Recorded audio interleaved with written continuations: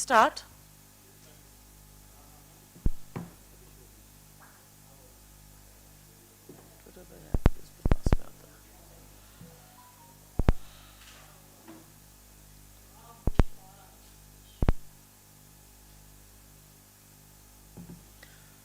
आप सबको हमारा नमस्कार। सुबह सुबह आज मुलाकात हो रही है बड़े दिनों बाद, लेकिन एक बहुत अहम मुद्दे पर आपके पास आए हैं। और जहाँ से मैं आती हूँ, दो बड़े मुहावरे बोले जाते हैं। एक बोला जाता है जब सैया भय कोतवाल तो डर काहे का, और एक बार बोला जाता है मोहरों की लूट कोयले पर छाप। इसका अपना अर्थ जरूर होता है, लेकिन इस सरकार के कार्यकाल में इसके मायने, इसका अर्थ, इसको चरितार्थ करना बिल्कुल बदल गया है। तो सैया भय कोतवाल तो डर काहे का और मोहरों की लूट कोयले पर छाप, ये दोनों कैसे चरितार्थ होते हैं, आज की कहानी उसी के बारे में है। बैंक लोन से हम सब वाकिफ हैं। हम सब लोगों ने, आपने, हमने, मध्यम वर्ग में ज्यादातर लोगों ने, निम्न मध्यम वर्ग में लोग लोन लेते हैं। आप लोन घर खरीदने के लिए लेते हैं, गाड़ी खरीदने के लिए लेते हैं, स्टूडेंट लोन लेते हैं, पर्सनल लोन लेते हैं, शादी ब्याह में तमाम तरह के लोन हैं जो लेते हैं। खुदा न खास्ता अगर आप उस लोन की एक किस्त न चुका पाइए तो आपका फोन बजना बंद नहीं होता है। बैंक वाले फोन कर करके आपकी जिंदगी दूभर कर देते हैं, पहली बात। और दूसरी जरूरी बात उसमें यह है कि अगर आप लोन की 3 किस्तें ना चुका पाइए तो आपका लोन एनपीए बन जाता है। लठैत आ जाते हैं बैंक से, आपकी गाड़ी खींचने लगते हैं, और वो लठैत वाकई दिखने में लठैत होते हैं। आपको डराया धमकाया जाता है, आपके नाम के पोस्टर आपके घर के बाहर चिपका दिए जाते हैं कि कितना संगीन आपने जुर्म किया है बैंक की ईएमआई ना देके। और बदकिस्मती से अगर आप किसान हैं तो आपके खिलाफ एफआईआर होगी, कचहरी में आपकी फोटो चिपकाई जाएगी और जेल तक होगी। और तमामों ऐसे मामले हैं जहां पर 1 या 2 लाख रुपए के लिए किसानों को जेल की सजा काटनी पड़ी है। लेकिन यह कहानी मध्यम वर्ग और किसान की है। अगर आप इस देश के बड़े पूंजीपति हैं और आपने 1-2 लाख का नहीं, हजारों करोड़ का लोन लिया है, तो आपको बिल्कुल भी चिंता करने की जरूरत नहीं है। सरकार दरिया दिल है, सरकार आपको रियायत देगी, सरकार राहत देगी और बड़ी मेहरबानी करेगी। और कैसे कर रही है ये मेहरबानी? पिछले 5 साल में 10,09,510 करोड़, 10 लाख करोड़ से ऊपर का ऋण राइट ऑफ किया गया है। मोटे तौर पे मैं इसको उद्योगपतियों की ऋण माफी मांगती हूं। अब कुछ चरण चुंबक है, कुछ चीयर लीडर है सरकार के, जो कूद पड़ेंगे और आपको समझाएंगे कि नहीं ये तो राइट ऑफ है, आप गुमराह कर रही हैं, ये लोन माफी नहीं है। इसका भी जवाब लेकर आई हूं और तथ्यों के साथ लेकर आई हूं। 10 लाख करोड़ से ऊपर की ऋण माफी हुई, लेकिन केवल 13% जो राइट ऑफ हुआ 10 लाख करोड़ से ऊपर का, केवल 13%, 1,32,000 करोड़ मात्र वसूल हो पाए। केवल 13% की रिकवरी हो पाई 10 लाख करोड़ से ज्यादा के राइट ऑफ पर। तो जो पैसा 8,60,000 करोड़ के आसपास रिकवर नहीं हो पाया, जो 87% 10 लाख करोड़ का पैसा रिकवर नहीं हो पाया, अगर वो लोन माफी, कर्जा माफी नहीं है अमीरों के लिए, तो वो क्या है?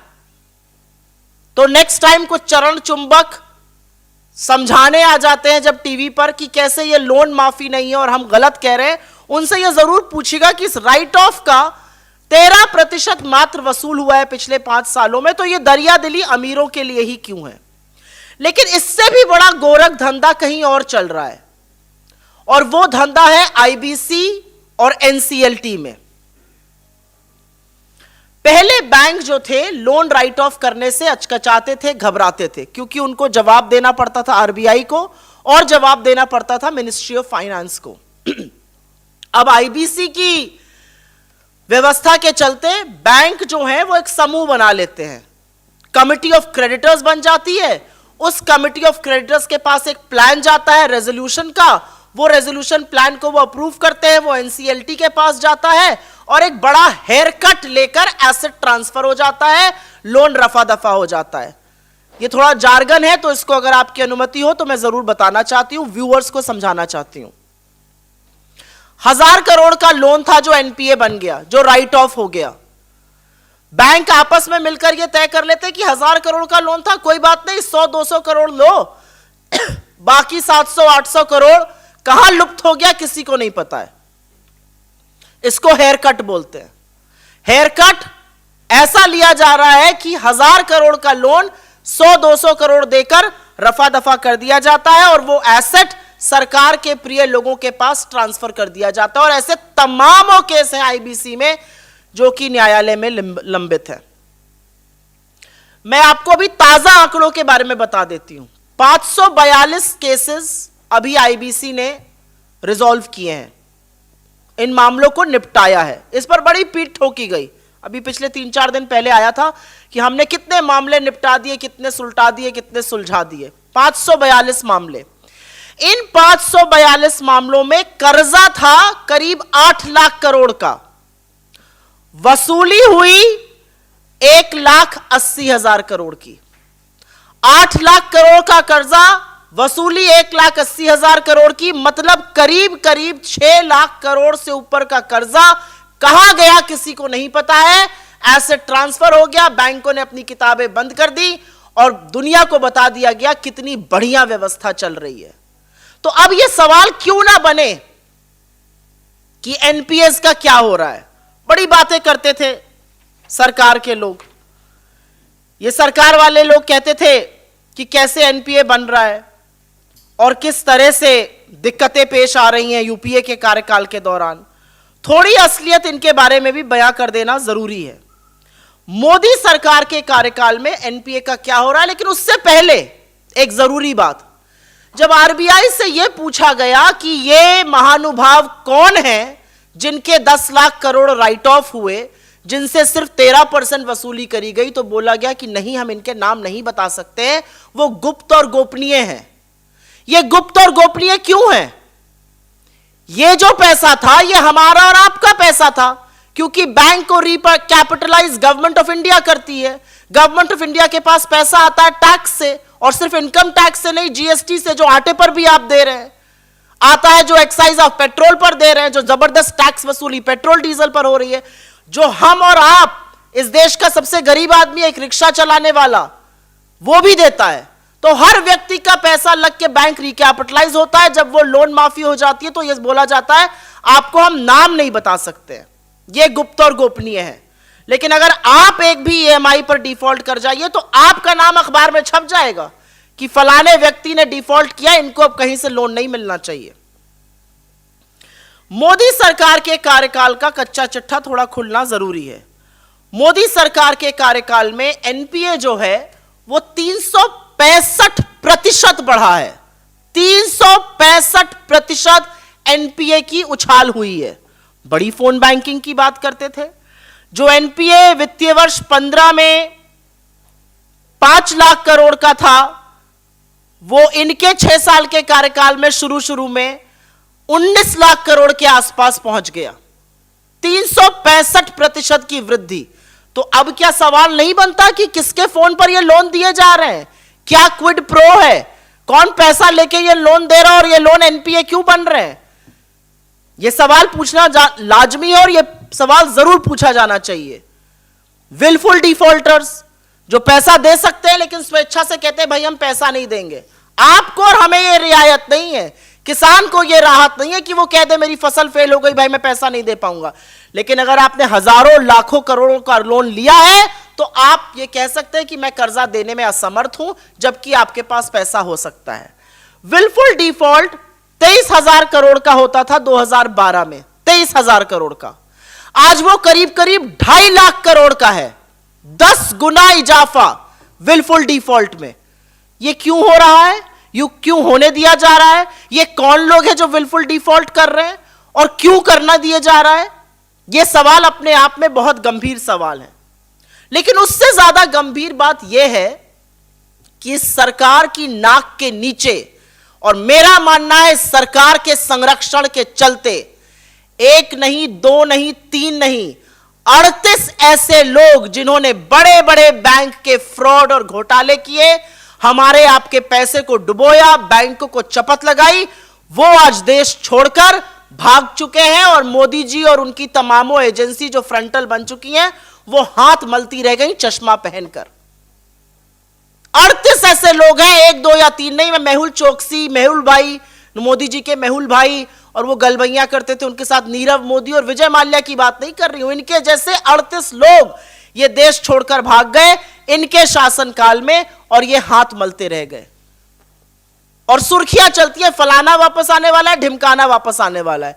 44 करोड़ रुपया खर्चा किया, एक प्लेन भेजा एंटीगुआ मेहुल भाई को वापस लाने के लिए। लेकिन मेहुल भाई ने ऐसा इतना चमकाया इस सरकार को कि वो चंपत हो गए और उनको पता ही नहीं चला वो चले कहां गए। 44 करोड़ का प्लेन वहां खड़ा रहा 3 दिन एंटीगुआ में, बिलिंग हो गई, वापस ढाक के 3 पात बन के हम घर आ गए। ये इस सरकार की असलियत है। पहले भाग जाने देते हैं, फिर किसी को लेकर नहीं आने पाते। जिस दिन कोई नेगेटिव खबर आने वाली होती है, सुर्खियां चलने लगती है, ब्रेकिंग न्यूज, फलाना वापस आने वाला है। तो ये हम 8.5 साल से सुन रहे हैं कौन कौन वापस आने वाला है, वो सब लोग जिनको इन्होंने भगाया। हमारे सरकार से कुछ सीधे सवाल है इस मामले में। पहला सवाल हमारा है कि आखिर कैसे और किस तरह 10,09,510 करोड़, 10 लाख करोड़ से ऊपर पैसा बैंकों का कर्जा राइट ऑफ किया गया। आखिर क्यों सिर्फ 13% उस राइट ऑफ की वसूली हो पाई, आगे क्या वसूली संभव है? जिन उद्योगपतियों को यह फायदा पहुंचाया गया उनका नाम सार्वजनिक क्यों नहीं किया जा रहा है? सरकारी बैंक जिस निरंकुशता से हेयरकट ले रहे हैं और कौड़ियों के दाम पर एसेट ट्रांसफर कर रहे हैं, इस पर क्या निगरानी रखी जा रही है और इसकी क्या जांच होगी? हजार करोड़ के लोन जो हैं वो 100-200 करोड़ देकर निपटा दिए जा रहे हैं। आखिर एनपीए में 365% की उछाल कैसे आई? कौन फोन कर रहा है, किसको लोन दिए जा रहे हैं, कौन सा क्विड प्रो को है, इसकी जांच कौन करेगा? और अंत में विलफुल डिफॉल्ट जो 10 गुना बढ़ गई, वो क्यों बढ़ने दी गई? 38 लोग जो देश छोड़कर चले गए, उनको वापस लाने के लिए सिर्फ आपके पास जबानी जमा खर्च है या वाकई में कोई प्लान या कोई स्ट्रैटेजी है? यह सवाल पूरा देश और खास तौर से वो लोग जिनके व्यापार, धंधे, आय आपने चौपट कर दी और वो आज अपनी ईएमआई पे करने में असमर्थ हैं, आपसे जरूर पूछते हैं। I will very briefly make a statement in English on this. This is an extremely important matter. In the last 5 years alone, the government has written off about 10 lakh crore rupees. Only 13% of that write-off has been recovered, which amounts to about 1.3 lakh crore rupees. So the very obvious question is that why are such huge amounts of debt being written off? And why is only 13% of that being recovered? Because cheerleaders of this government will tell you that I am misleading and this is actually not a loan waiver but a write-off. This is as good as a loan waiver because you are being able to recover only 13% of the write-off. But this misery about missing EMIs only haunts India's middle class. You may have taken a home loan, a student loan, a car loan. If you are unable to pay EMI, there will be recoverers at your doorstep. Your name, you will be publicly named and shamed. But none of these names will be made public. And it is absolutely astonishing because the money that they have swindled or the loans that are being written off are actually taxpayers' money. And I'm not just talking about direct taxpayers, I'm talking about taxpayers of all kinds. We are paying GST on common flour today. So GST collections, excise from petrol and diesel, income tax, all sorts of money that every Indian mind you, not just the tax-paying bogey, but every Indian is paying tax in this country, and that tax is being utilized to write off loans, to absolve corporates of their liabilities.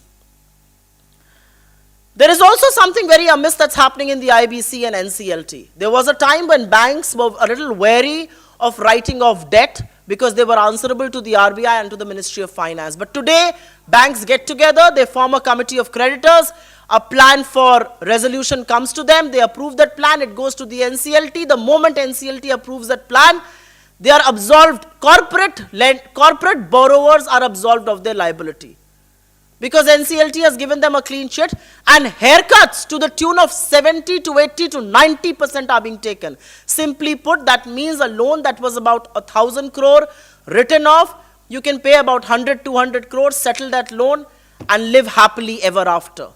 And that asset is being transferred at throwaway prices to cronies of this government. There are innumerable cases that I can begin talking about in the NCLT and IBC where this has happened. So this does raise very important question on why banks are doing this. Very recently, 542 cases were resolved. The total outstanding debt was close to 8 lakh crore rupees.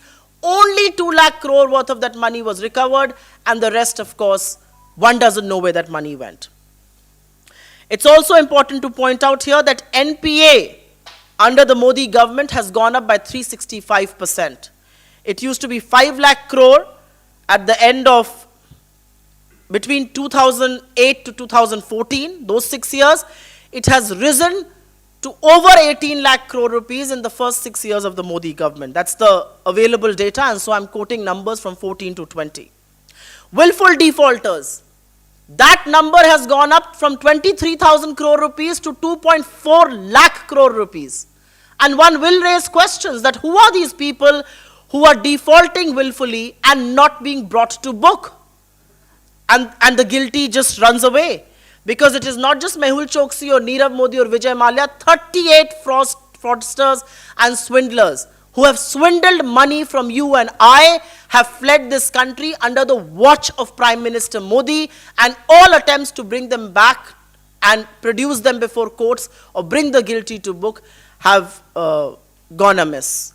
So the crucial questions continue to remain. Why a write-off of over 10 lakh crore rupees?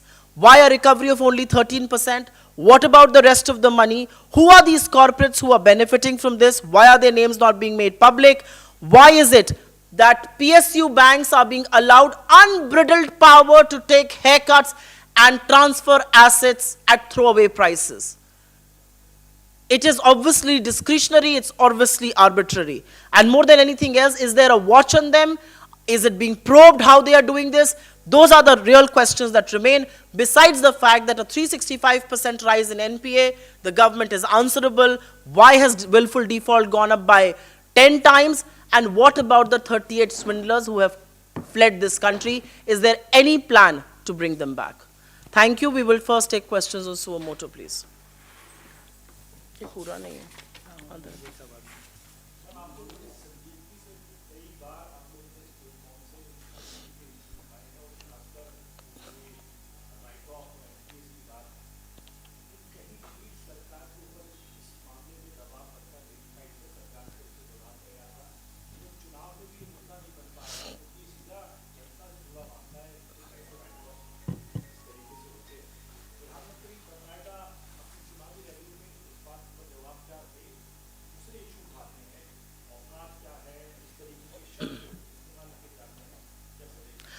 प्रधानमंत्री मोदी या Bharatiya Janata party कभी भी मुद्दों पर चुनाव नहीं लड़ती है, कभी भी अपने 5 साल के रिपोर्ट कार्ड पर वोट नहीं मांगती, क्योंकि काम नहीं करती है।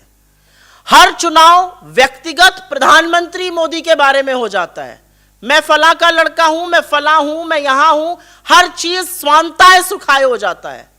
यह सवाल बहुत जरूरी है, क्योंकि ये सवाल आपने भी कभी उठाए थे और हमने जवाब दिया था। आज ये देश जरूर जानना चाहता है कि 10 लाख करोड़ से ज्यादा का राइट ऑफ हुआ, सवाल उठाया जाता है तो आप कहते हैं नहीं नहीं ये लोन माफी नहीं है। आप रिकवर 13% कर पाए, बाकी का पैसा कहां गया, कैसे गया, बैंक कैसे निरंकुशता से बेधड़क धड़ल्ले से हेयरकट करके अब्सॉल्व कर रहे हैं, कॉर्पोरेट्स को देनदारी से मुक्त कर रहे हैं, इसका जवाब कौन देगा? और जहां पर किसानों की बात कर लो, जहां पर छोटे उद्योगों की बात कर लो, तो ये फिस्कल डेफिसिट का बहाना बनाने लगते हैं। आपकी जानकारी के लिए बता दूं कि फिस्कल डेफिसिट का ये राइट ऑफ 61% है। अगर ये राइट ऑफ ना हो तो 61% देश का फिस्कल डेफिसिट के बराबर ये राइट ऑफ है। 61% of the fiscal deficit can be funded by this right of alone. इसके बारे में चर्चा क्यों नहीं करेंगे? क्योंकि मुंह नहीं है चर्चा करने का, क्योंकि मुझे ऐसा लगता है ना इकोनॉमी की समझ है, ना समझने की ललक है, और ना समझना चाहते हैं। और इसका मूल कारण है, जब सैया भय कोतवाल तो डर काहे का, फायदा तो चंद पूंजीपतियों को ही पहुंचाना है, वो पहुंचाया जा रहा है, हम क्यों जवाब दें? इसका और कोई औचित्य नहीं है और कोई जवाब नहीं है। इस पर और कोई सवाल? अच्छा अच्छा, okay.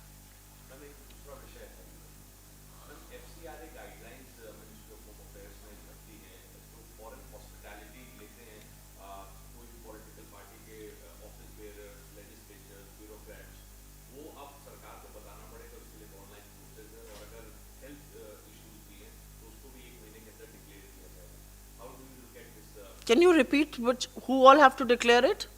Ma'am, it is for the bureaucrats, for the office bearers of the political party, and for diplomats and people.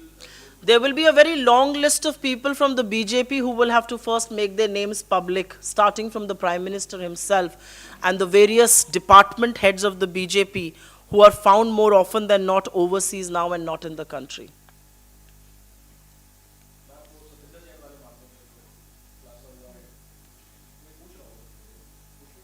इसका हम एक अलग से पीसी कर रहे हैं, लेकिन मैं संक्षिप्त में बस ये बता देती हूं कि ये, इस पर अलका जी अभी आप लोगों से विस्तृत बात करेंगी। मुझे ऐसा लगता है कि अरविंद केजरीवाल जी का जो हिपोक्रेसी है वो हर ओर, हर दिन, हर पल खुलती है। जैसे ही फोटो आई बता दिया गया फिजियोथेरेपिस्ट थे। नहीं जी, वो फिजियोथेरेपिस्ट नहीं थे, वो रिंकू हैं, रेप के अक्यूज्ड है, पॉक्सो के अक्यूज्ड है, यौन शोषण बच्चों के मामले का अक्यूज्ड आदमी पैर दबाते हुए मिला है। इसके बारे में ज्यादा बात क्योंकि अलका जी करेंगी, मैं ज्यादा इस पर नहीं बोलूंगी, लेकिन जो लोग राजनीति को बदलने आए थे बड़ी जल्दी से और बड़ी तबीयत से बदल गए।